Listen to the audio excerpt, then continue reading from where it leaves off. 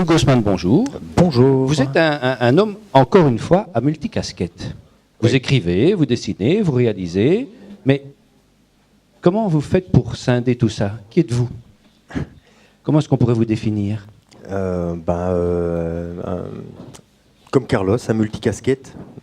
Je pense que c'est une chance de venir d'une famille d'artistes et j'ai toujours fonctionné comme ça, en faisant plusieurs choses différentes à la fois ou presque. Et j'aurais difficile à m'organiser autrement, en fait.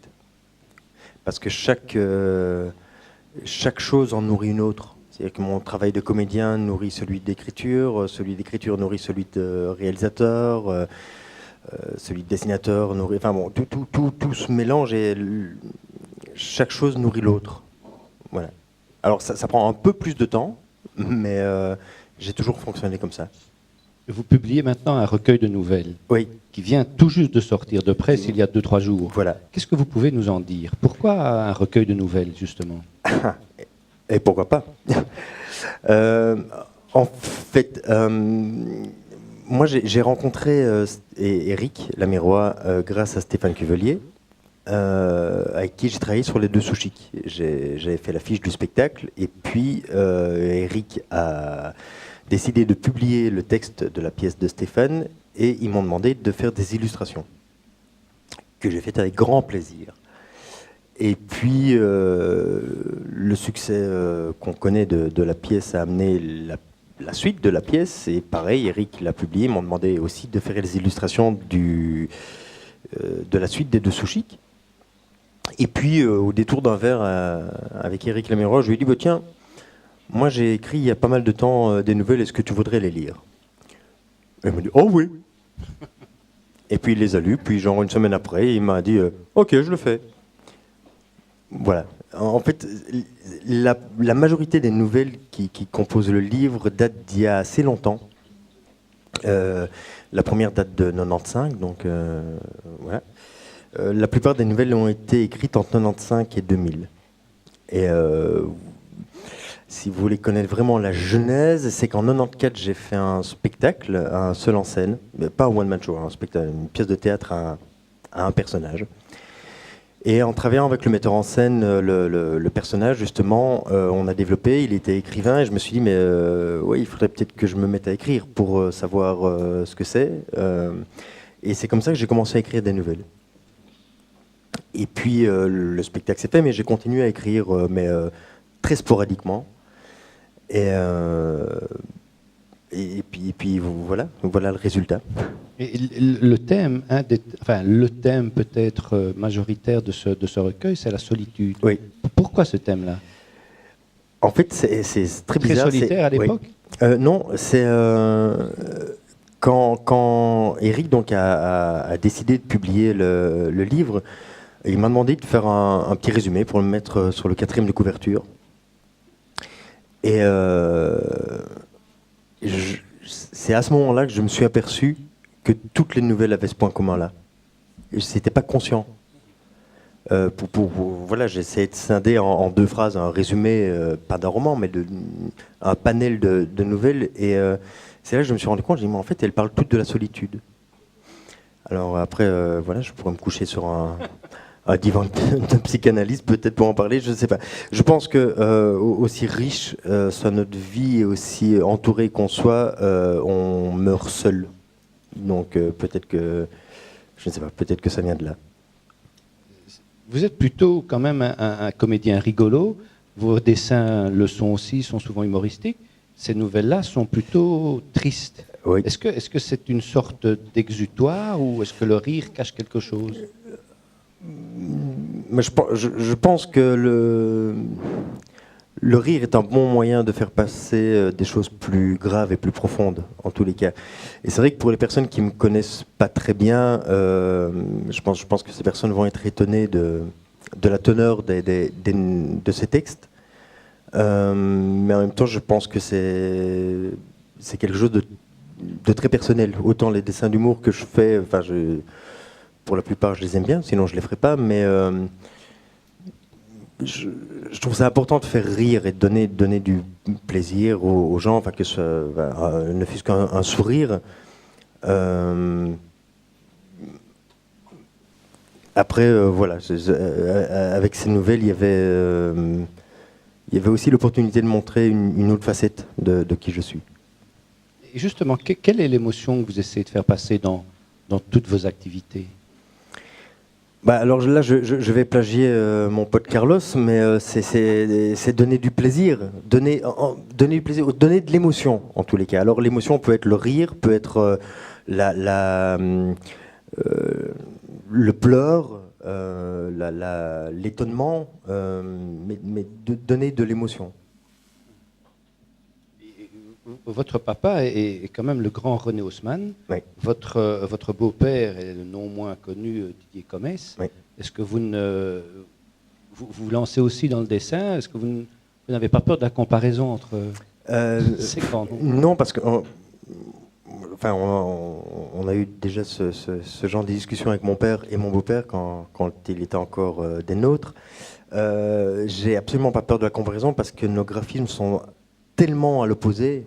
Mon dessin ne ressemble ni à celui de mon père ni à celui de mon beau-père. Et donc, il n'y a pas de comparaison à avoir. En fait, la seule comparaison qu'il pourrait y avoir, c'est avec mon grand-père qui était dessinateur aussi, Noël Bissot. Et tout petit déjà, je me sentais déjà beaucoup plus proche graphiquement de ce que mon grand-père faisait que ce que mon père ou mon beau-père font. Alors, parfois, ça peut choquer, mais si c'était pas mon père ou mon beau-père, j'aurais pas leur bouquin à la maison, même si je trouve ça très beau. C'est pas le style de graphisme qui me fait vibrer. Voilà. Vos nouvelles sont assez courtes. Oui. Est-ce que je pourrais vous demander dans les runes? Oui, bien sûr. Le vendredi d'avril, par exemple. Par exemple, si vous voulez. Que je la retrouve. Hein.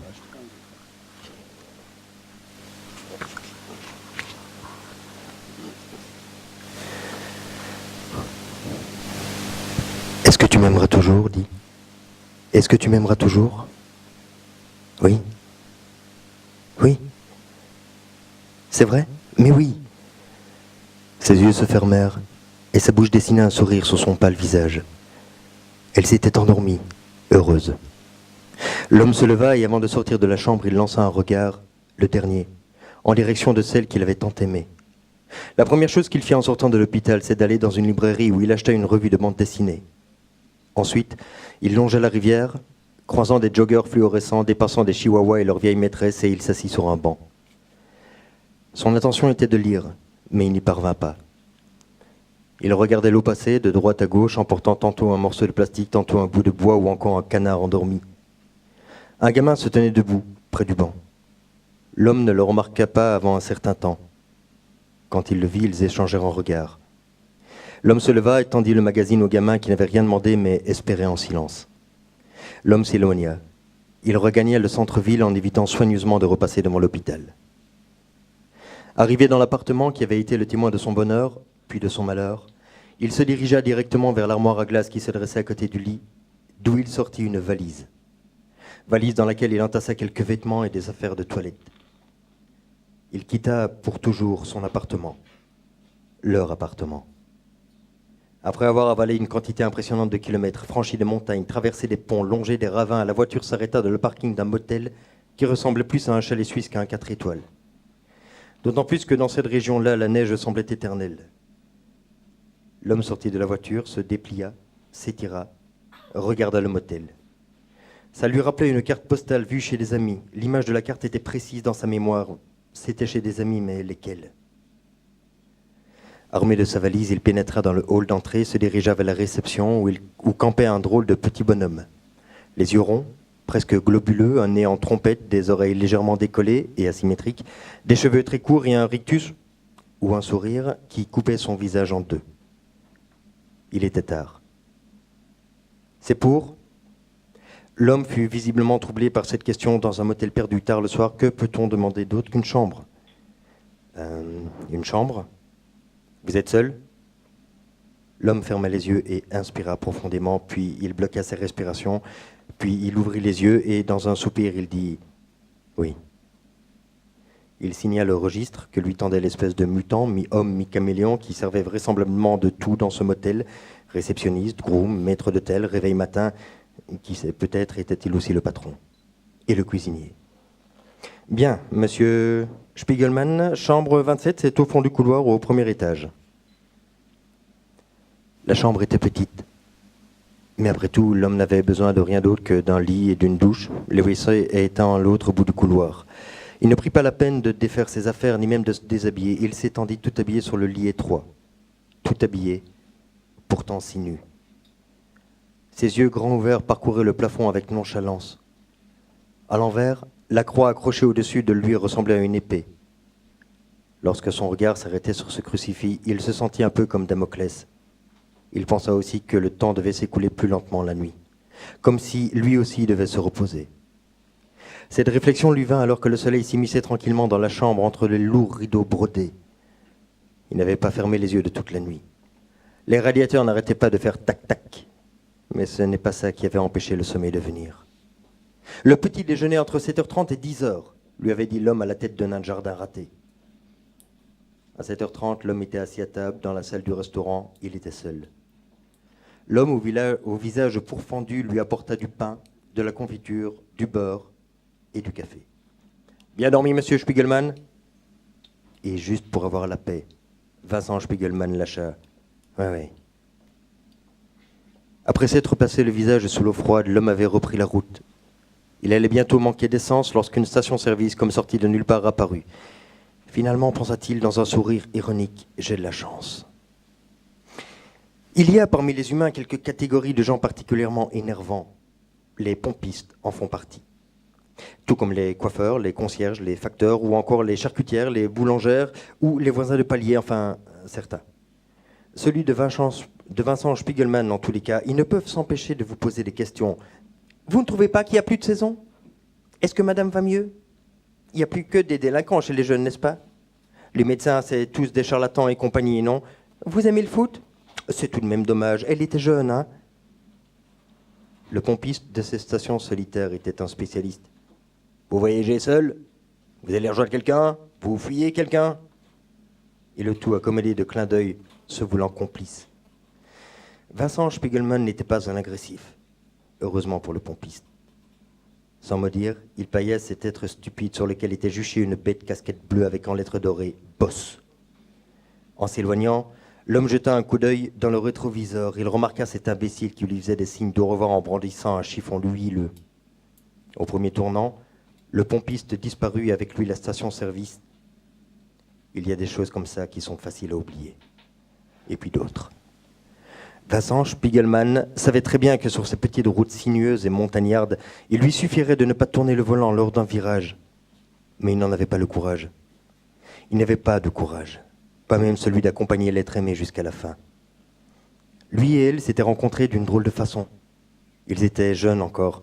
Ils passaient énormément de temps à lire dans ce petit square du centre-ville, si joli avec ses arbres, ses oiseaux, sa fontaine, et ces femmes poussant leurs enfants, tout frais, dans des poussettes multicolores. Un vendredi d'avril, pour la première fois, il la vit, dans ce square, assise sur un banc plus loin, donnant à manger aux pigeons. Tout d'un coup, il n'y avait plus qu'elle. Tout autour, arbres, femmes, enfants, immeubles, voitures, tout avait disparu. Le lendemain, il revint en espérant la revoir, car il n'avait pas eu l'audace d'aller la trouver la veille. Mais elle n'était pas là. Seul un chat d'humeur badine courait joyeusement après les pigeons. Le surlendemain, pareil. Chaque jour, il erra dans le square à l'attendre. Lundi, mardi, pas l'ombre du bout de son ombre. Mercredi, jeudi, aucune trace, même minime, de sa venue. Mais vendredi. Alors qu'il désespérait de la revoir, elle était assise là, sur le même banc, donnant à manger aux mêmes pigeons, tout l'après-midi. Vincent, caché derrière son livre, l'admira. Il recommença le vendredi qui suivit, et l'autre aussi. Mais ce vendredi-là, poussé par une force irrésistible, il se leva et alla s'asseoir à côté d'elle. Au bout d'un temps, il lui avoua qu'il l'observait depuis le banc d'en face au-delà de la fontaine, dissimulé derrière un livre. Elle rougit, puis timidement, elle lui confessa qu'elle aussi, elle l'observait, en douce. Ils ne se quittèrent plus. Plus tard, le square fut rasé et un parking pour une société de distribution d'eau fut aménagé. Plus aucun pigeon n'y pointait le bout de son bec. Ils ne se quittèrent plus jusqu'à ce jour d'octobre où elle s'était endormie, heureuse, dans un lit d'hôpital et où lui avait décidé de partir, de s'échapper. Ou plutôt d'échapper à quelque chose d'insoutenable. Oui. Vincent Spiegelman, ce matin-là, avait décidé d'échapper à la mort. Sa mort à elle.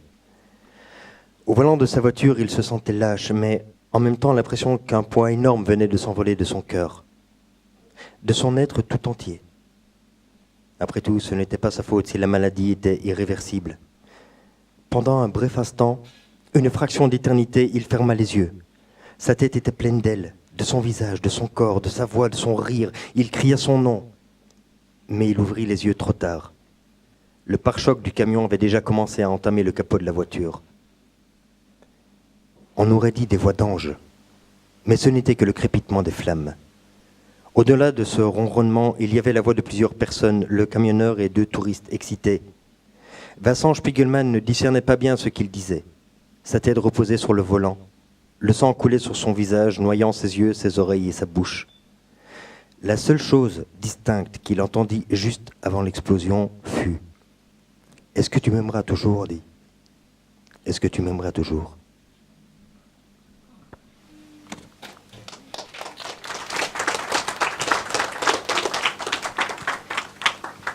Merci pour cette jolie lecture. Avec plaisir.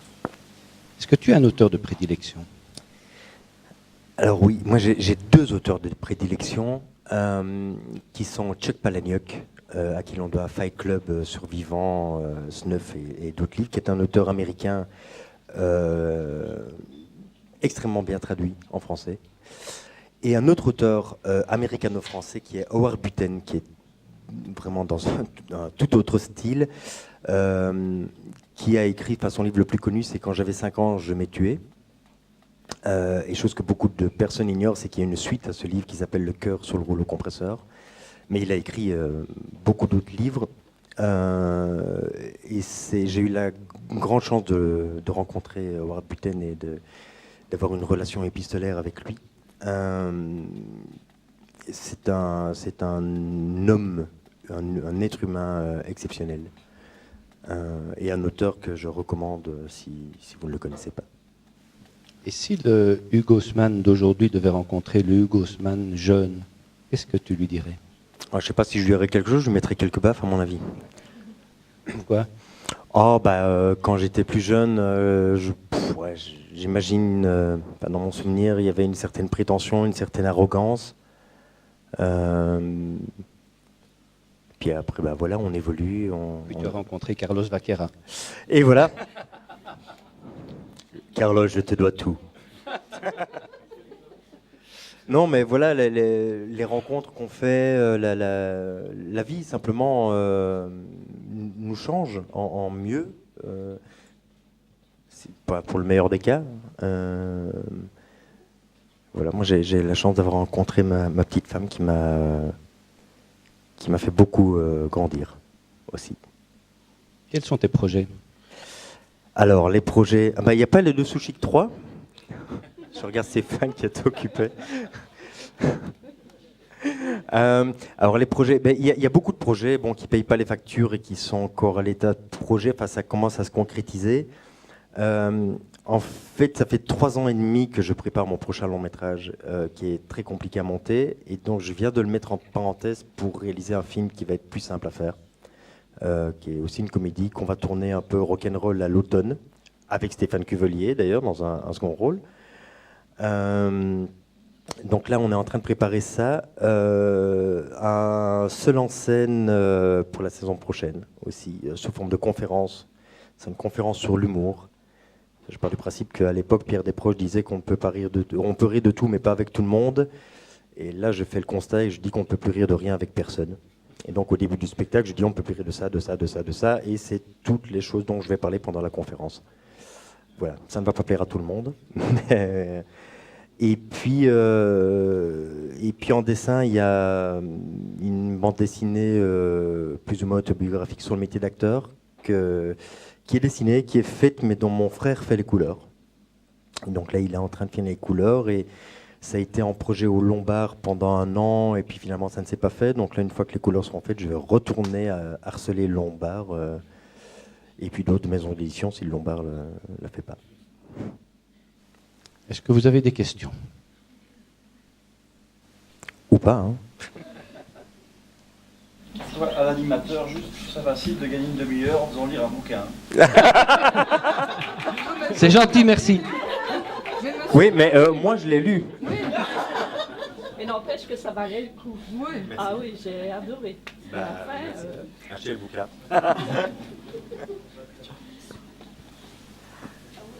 Eh bien, grand merci. Mais avec plaisir, merci à vous.